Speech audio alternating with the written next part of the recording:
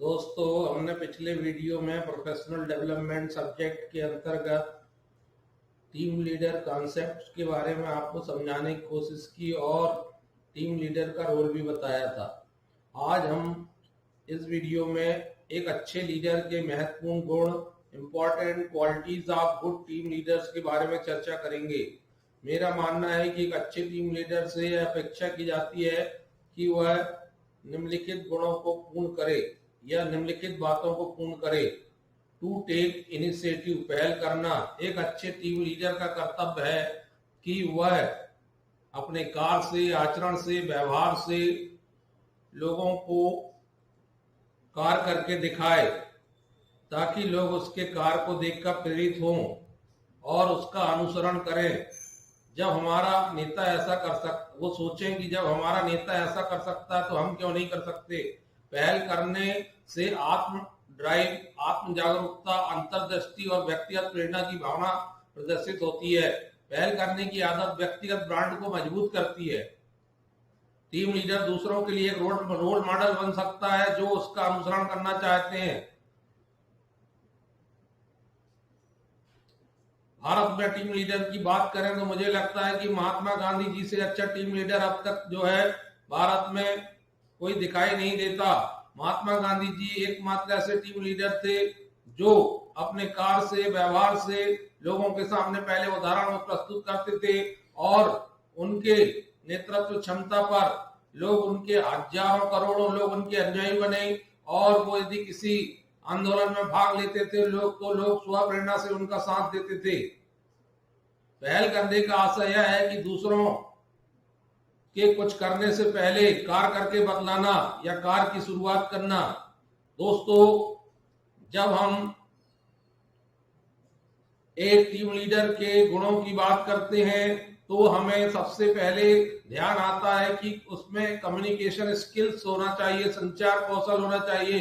क्योंकि मेरा मानना है कि एक गुड कम्युनिकेटर ही गुड टीम लीडर हो सकता है, जो अच्छे से अपनी बात अपने टीम के सदस्यों को पहुंचाने में कामयाब रहे। क्योंकि जब हम कम्युनिकेशन की बात करते हैं तो एक सेंडर होता है और एक रिसीवर होता है और दोनों के बीच मैसेज का आदान प्रदान होता है। तो जो कम्युनिकेशन है वो टू वे होना चाहिए और इस प्रकार की भाषा शैली, शब्दों का प्रयोग करना चाहिए, आइडिया का प्रयोग करना चाहिए कि हमारे साथियों को हमारे द्वारा कही गई बात ठीक रीति और नीति से समझ में आए। कम्युनिकेशन चाहे रिटर्न हो चाहे ओरल हो, लेकिन वह प्रभावित करने वाला होना चाहिए। क्योंकि वास्तव में टीम लीडर अपनी कार्यक्षमता, योग्यता, कुशलता से अपने साथियों को कार्य करने के लिए या वांछित लक्ष्य पाने के लिए इन्फ्लुएंस करता है। ये उसकी पर्सनल क्वालिटीज होती है, पोजिशनल क्वालिटीज नहीं होती।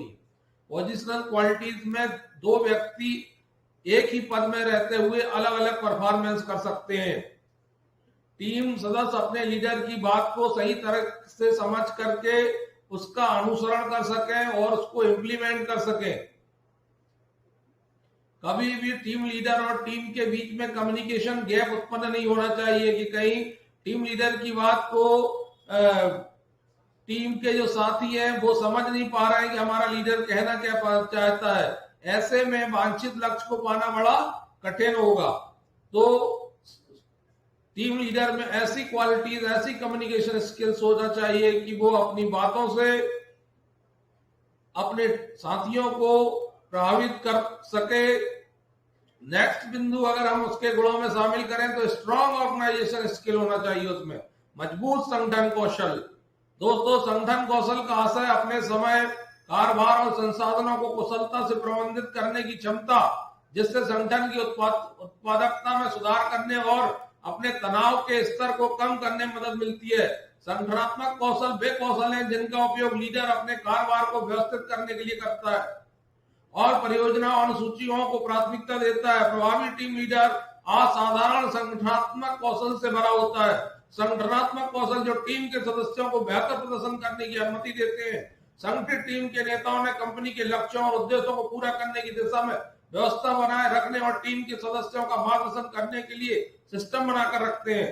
संगठनात्मक कौशल के उदाहरण में हम एक डेडलाइन फिक्स की जाती है और बनाकर रखी जाती है। उस डेडलाइन के अंदर लक्ष्य को अचीव करने की कोशिश की जाती है, टारगेट फिक्स किए जाते हैं और लक्ष्य को पूरा करने के लिए निर्णय लिए जाते हैं, नियुक्तियों का प्रबंध किया जाता है, टीम प्रबंधन शामिल होता है, परियोजना प्रबंधन शामिल होता है, शेड्यूल बनाना शामिल होता है, घटनाओं का समन्वय, समस्या को सुलझाना, उत्पादकता, टीम वर्क, टीम नेतृत्व, रणनीतिक सोच, रणनीति को लागू करना आदि बातें सभी संगठनात्मक कौशल में आती है और ये प्रत्येक व्यक्ति की क्षमता पर निर्भर करती है।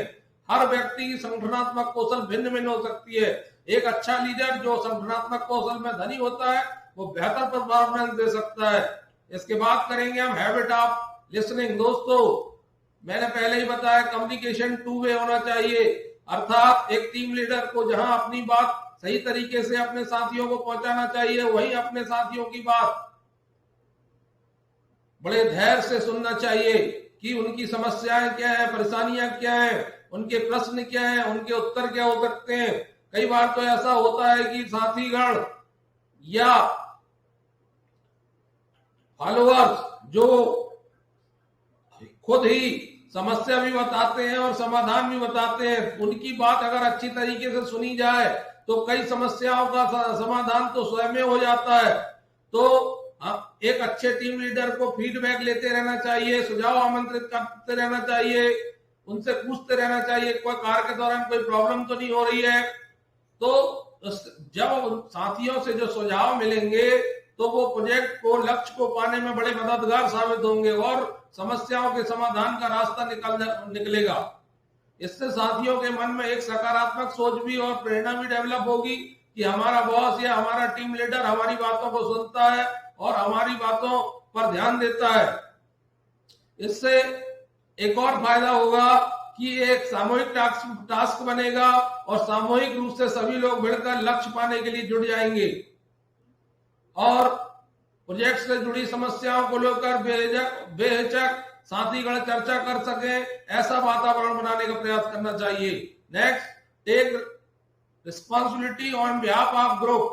दोस्तों टीम लीडर का यह कर्तव्य है कि वो अपने कर्तव्य को, अपने साथियों को साथ लेकर चले और वो साथ लेकर चलता है और निर्धारित टास्क के लक्ष्य पूरा करने की कोशिश की जाती है। लेकिन कई बार ऐसी स्थिति उत्पन्न हो जाती है कि हम वांछित परिणाम को प्राप्त नहीं कर पाते। तो ऐसी स्थिति में चूंकि जब यदि लक्ष्य सही समय पर पूरा हो गया होता तो उसका सबसे ज्यादा श्रेय जो है नेता को या टीम लीडर को मिल रहा होता। तो यदि वांछित लक्ष्य पूरा नहीं हुआ तो ऐसी स्थिति में उसकी जिम्मेदारी लेने का दायित्व भी टीम लीडर का है कि वो आगे बढ़कर आए और कहे कि इस परिणाम के लिए मैं स्वयं जिम्मेदार हूं और मैं इसकी रिस्पॉन्सिबिलिटी लेता हूं। सहज मन से ये स्वीकार करता हूं कि हम वांछित लक्ष्य को पाने में सफल नहीं रहे। इस प्रकार कार्य इकाई की सफलता और असफलता की स्थिति में जिम्मेदारी लेने का साहस होना चाहिए। To take interest to carry out related activities, संबंधित गतिविधियों को करने के लिए रुचि लेना सबसे बड़ी बात है दोस्तों। किसी भी कार्य में लगन, रुचि, लगाव का होना, क्योंकि जब तक आप किसी कार्य से पूरे मन से नहीं जुड़ेंगे तब तक वह कार्य वांछित परिणाम नहीं दे पाएगा। इसलिए कहा गया है मन के हारे हार है, मन के जीते जीत। यदि हमारा मन किसी कार्य में लग गया और हमने पूर्ण समर्पण और ईमानदारी से उसमें जुट गए और अपने साथियों को उसमें जुटा लिया तो हमारे लक्ष्य को पाने से कोई नहीं रोक सकता। इसलिए सबसे पहले हमको एक टीम लीडर को में यह गुण होना चाहिए कि वह कार्य को रुचि पूर्वक संपन्न करे, साथ ही अपने साथियों के मन में कार्य के प्रति रुचि, लगाव, लगन उत्पन्न करे। दोस्तों नेक्स्ट है गुड मोटिवेटर। एक अच्छा टीम लीडर वही हो सकता है जो एक अच्छा प्रेरक हो, क्योंकि मनुष्य एक जीता जागता प्राणी है। जब वह किसी भी कार्य को करता है तो पूर्ण लगन, मेहनत, उत्साह से करता है, किंतु कई बार उससे गलतियां भी हो जाती हैं। तो चूंकि मनुष्य में भावनाएं होती है, मनुष्य की अपनी इमोशंस होते हैं, अतः उन इमोशंस, उन भावनाओं को ध्यान में रखकर हमें अपने व्यवहार को व्यवहार करना चाहिए। यह कोशिश करना, साथियों का सम्मान करने की कोशिश करना चाहिए। उन पर अनावश्यक दबाव बनाने या डांटने डपटने से बचना चाहिए और उनसे निरंतर वार्तालाप करके उनकी कठिनाइयों को, उनकी परेशानियों को जानने का प्रयत्न करना चाहिए और समय पर उनको सुलझाने की कोशिश करना चाहिए। उनको यह जताने की कोशिश करना चाहिए कि मैं आपके साथ खड़ा हूं, कोई भी परिस्थिति उत्पन्न हो जाए मैं सदैव आपका साथ दूंगा। सदैव उनका हौसला बढ़ाने का प्रयास करना चाहिए। जैसे तुम कर सकते हो, तुमको करने से कोई रोक नहीं सकता, तुम लक्ष्य पाकर रहोगे और हमारा लक्ष्य निश्चित रूप से पूरा होगा। समय समय पर अपने साथियों के कार्यों की प्रशंसा करना, उनकी पीठ को थपथपाना भी आप प्रेरणा के माध्यम हो सकते हैं। अतः एक लीडर को अच्छा प्रेरक भी होना चाहिए। एक भरोसेमंद नेता फैसलों को लेकर दृढ़ निश्चयी होता है, वह अपनी टीम को प्रभावित करता है। एक आत्मविश्वासी टीम लीडर संगठन के भीतर अपने अधिकार के टीम के सदस्यों को आश्वस्त करता है कि आप निश्चिंत रहें, मैं आपकी समस्याओं कठिनाइयों को दूर करने के लिए आपके साथ खड़ा हूं। Uniformity in speech and action, कथनी और करनी में अंतर नहीं होना चाहिए, एक रूपता होना चाहिए। कोई भी व्यक्ति अच्छा लीडर तब बन सकता है जब वह जो कहे वो उस पर खरा उतरे। कथनी और करनी में उसकी एक रूपता हो, उसमें अंतर ना हो, क्योंकि कथनी और करनी में अंतर होने की स्थिति में, कमिटमेंट तोड़ने की स्थिति में, प्रॉमिस से मुकर जाने की स्थिति में अच्छे लीडर की छवि जो है वो धूमिल हो सकती है। और उस एक बार यदि छवि धूमिल हो जाती है तो उस छवि को फिर गढ़ना या उसको सुधार पाना बहुत कठिन होता है। अतः एक अच्छे टीम लीडर को यह कोशिश करना चाहिए कि उसकी साख बनी रहे और कथनी और करनी में एक रूपता कायम रहे। उसको अपने कार्य में पारदर्शिता और निष्पक्षता बनाए रखना चाहिए। इस प्रकार प्रभावशाली नेता व्यवसाय, कंपनी के लक्ष्यों और उद्देश्यों को पूरा करने के लिए टीम सदस्यों को की प्रतिबद्धता को प्रेरित कर सकते हैं। फिर है डेलीगेशन ऑफ अथॉरिटी, अधिकारों का विकेंद्रीकरण। किसी भी व्यवसाय, उद्योग, व्यापार में सफलता के लिए एक टीम लीडर को अपने साथियों को कुछ अधिकार और उत्तरदायित्व भी सौंपना होता है। एकला चलो वाले अभियान से लक्ष्य पूरा नहीं किया जा सकता। अतः एक टीम लीडर को यह प्रयास करना, कंपनी के वांछित लक्ष्य एवं उद्देश्यों की पूर्ति के लिए जहां जरूरी हो वहां पर अपने साथियों को आवश्यक अधिकार प्रदान करना चाहिए। डेलीगेशन ऑफ अथॉरिटी का प्रयोग करना चाहिए और एक अच्छा टीम लीडर इस बात को भली भांति समझता है कि कहां पर उसको अधिकारों का विकेंद्रीकरण करना है। भरोसेमंद व्यक्ति के सदस्यों, जो भी भरोसेमंद व्यक्ति है या जो कर्मचारी हैं, उनको कार्यस्थल पर आवश्यक अधिकार प्रदान करके उत्पादकता को बढ़ाने, सुधार करने, लागत को घटाने आदि का प्रयास करना चाहिए। गुड फैसिलिटेटर केवल किसी काम को तय कर देने या किसी काम से पर जुड़ जाने से काम पूरा नहीं हो सकता। यदि लक्ष्य और उद्देश्य, वांछित लक्ष्य और उद्देश्य तय कर ली गए हैं तो अब यह ज्यादा जरूरी है कि उन लक्ष्यों को या उन वांछित लक्ष्यों को, उद्देश्यों को पूर्ति के लिए क्या करना है, कब करना है, कैसे करना है, कौन से साधनों की आवश्यकता पड़ेगी, उन साधनों, उन मशीनों, उन उपकरणों को अपने साथियों को समय पर उपलब्ध कराने का दायित्व एक अच्छे टीम लीडर का है। फैसिलिटीज, उनको सुविधाएं उपलब्ध, कार का उचित वातावरण बनाना, कार के घंटे, कार लेने का तरीका और जहां व्यक्ति कार्य स्थल में कार्य कर रहा हो वहां का वातावरण ऐसा बनाना कि लोग पूरे मन से कार्य में जुटे रहे।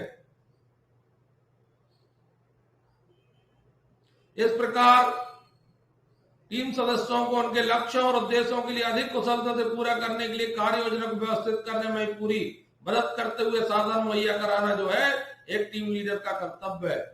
तो दोस्तों, मैंने पूरा प्रयास किया है कि आपको मैं टीम लीडर के गुणों के बारे में बता सकूं। धन्यवाद।